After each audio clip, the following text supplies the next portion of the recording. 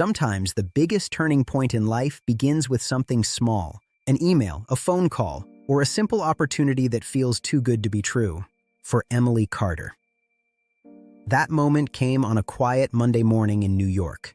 She had no idea that opening that one email would change her life forever, because that email would send her across the world and lead her to a man whose job was to watch her, protect her, and eventually disappear from her life. Emily Carter was a computer science student at Columbia University in New York. She lived a simple life: classes during the day, part-time work in a campus library, late nights studying with coffee and music. Her dream was simple. She wanted to work in cybersecurity, to build systems that protected people online. One afternoon, her professor announced something unusual: an international research scholarship. Only a few students from different universities would be selected. The program would take place in London, and the research project involved advanced cybersecurity technology. Most students thought the chances were impossible. Hundreds of applicants, only 5 spots. But Emily applied anyway, and then she forgot about it. Until 3 months later, when an email appeared in her inbox, subject line, "Congratulations, Emily Carter." London felt completely different from New York. Old buildings, narrow streets, historic libraries. Emily felt excited but also nervous. Everything was unfamiliar. New people, new professors, new expectations. During the first week, she noticed something strange. A man who seemed to appear everywhere. At the campus cafe, outside the research building, sometimes walking across the street when she left the library. He never approached her, never spoke, but he was always there, watching quietly. Emily tried to ignore it. Maybe it was just coincidence. London was a busy city. People crossed paths all the time. But deep inside, she knew it wasn't random.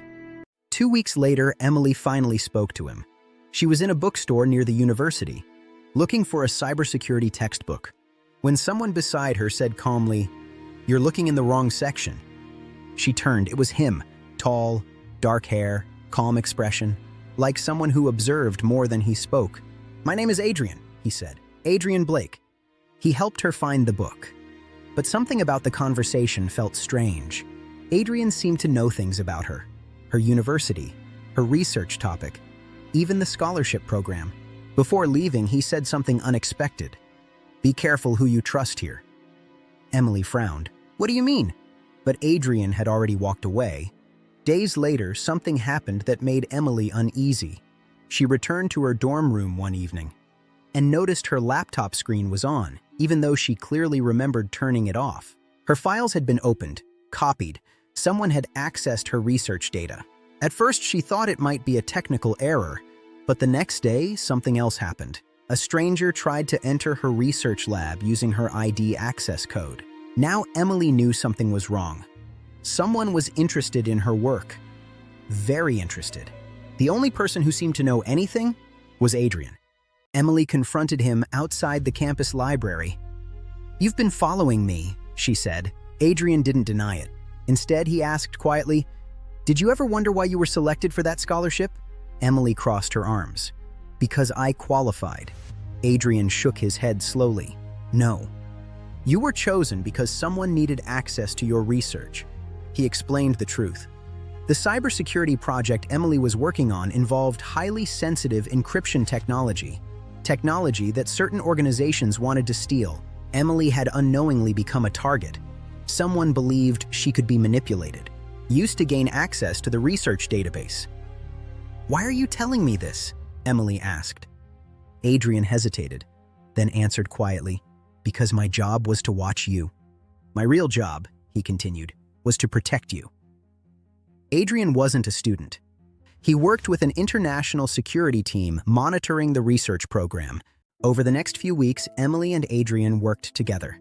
He helped her secure her systems, track suspicious activity, identify who was trying to access the research.